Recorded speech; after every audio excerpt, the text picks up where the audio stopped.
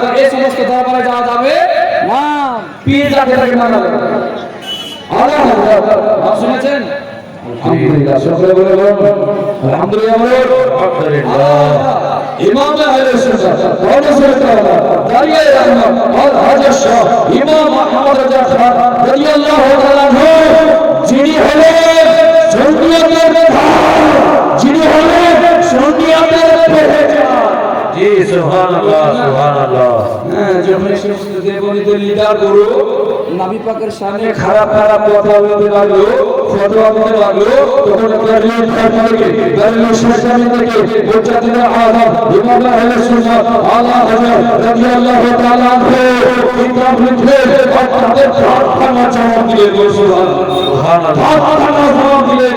আসল আলা হযরত আল্লাহ একটু আপনাদেরকে টাচ করে দিই, একটু বলে দিই। আলা হযরত হলেন 1400 শতাব্দীর মহান মুজাদ্দিদ, মুজাদ্দিদের রাজধানী। জি সুবহানাল্লাহ, মুজাদ্দিদের রাজধানী এমন মুজাদ্দিদ, ওনার পর থেকে নিয়ে এখন পর্যন্ত ওনার মতো দেখাই যায় না। ওনার মতো আলেম দেখা যায় না, ওনার মতো হাফেজ দেখা যায় না, ওনার মতো মুফতি দেখা যায় না, ওনার মতো আপনার মুহাদ্দিস দেখা যায় না, ওনার মতো তাহকিক করনেওয়ালা দেখা যায়। বেমিসাল আলা হযরত বর্তমানে আলা হযরত জান ধরে ভাই, জান ধরে আলা যিনি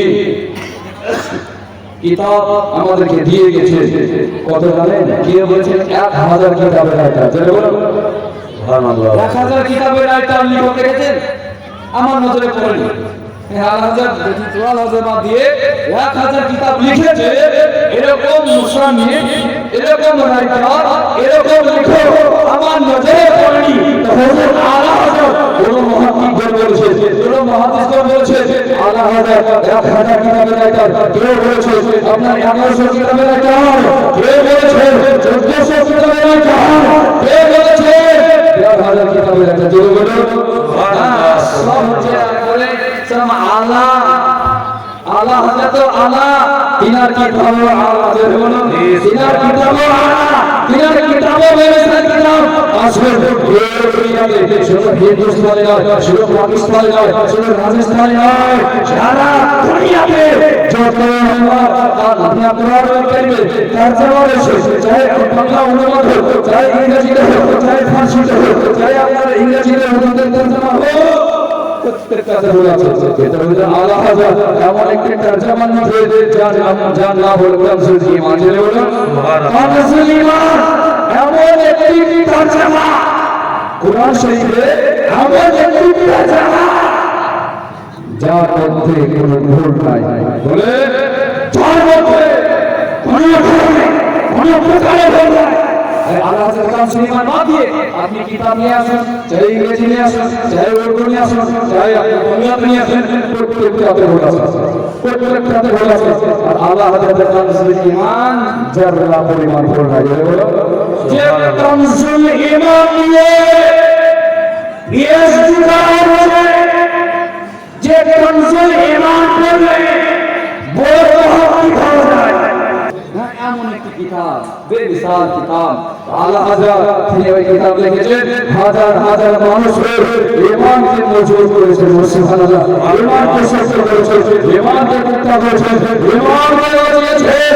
কিতাব নাম হলো আলা হযরত ইমাম আহমদ রাজা। আরেকটি কথা শুনুন, আলা হযরত তার নাম, যিনি হলেন আশিকে রাসূল। আলা হযরত তার নাম, যিনি নিজে বলেন সামনে আলা হযরত এর মধ্যে রয়েছে আলা হযরত তিনি বলেন যে প্রস্তাব খোদা আল্লাহ তাআলা কসম করে বলছি, যদি আমার দিলকে কেটে দুভাগে ভাগ করা হয়, একদিকে থাকবে লা ইলাহা ইল্লাল্লাহ, অপর দিকে থাকবে মুহাম্মাদুর রাসূলুল্লাহ সাল্লাল্লাহু সুবহানাল্লাহ। আমি বলতে পারবো, আপনারা বলতে পারবেন যে আমাদের দিলকে দুভাগে ভাগ করলে একদিকে থাকবে লা ইলাহা ইল্লাল্লাহ, অপর দিকে থাকবে মুহাম্মাদুর রাসূলুল্লাহ।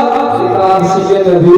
হ্যাঁ, তিনি বলেন যে একদিকে দেখা যাবে লা ইলাহা ইল্লাল্লাহ, অপর দিকে থাকবে মুহাম্মাদুর রাসূলুল্লাহ।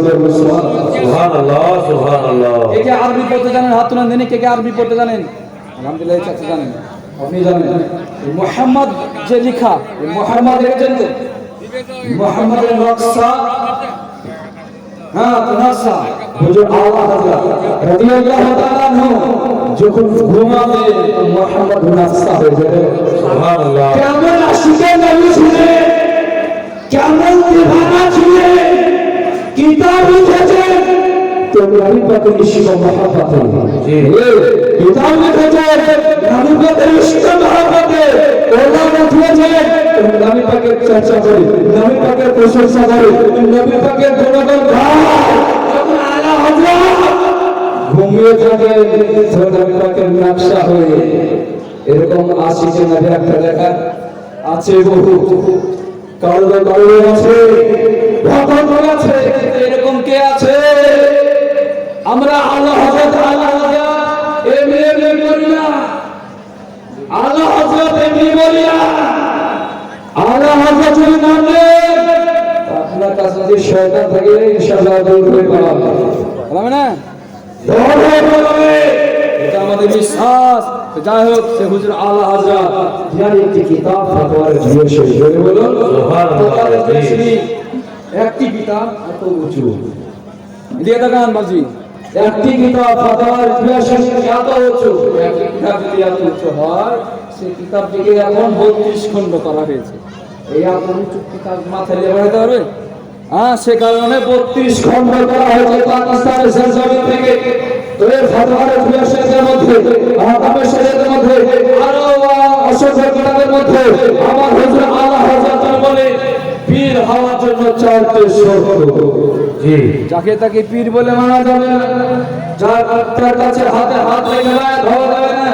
আমরা সাধারণ মানুষ কি করি, ওই কারো মুখ থেকে শুনে আমার মুখ জায়গাতে একটা পীর বাবা আছে, মাদুর বাবা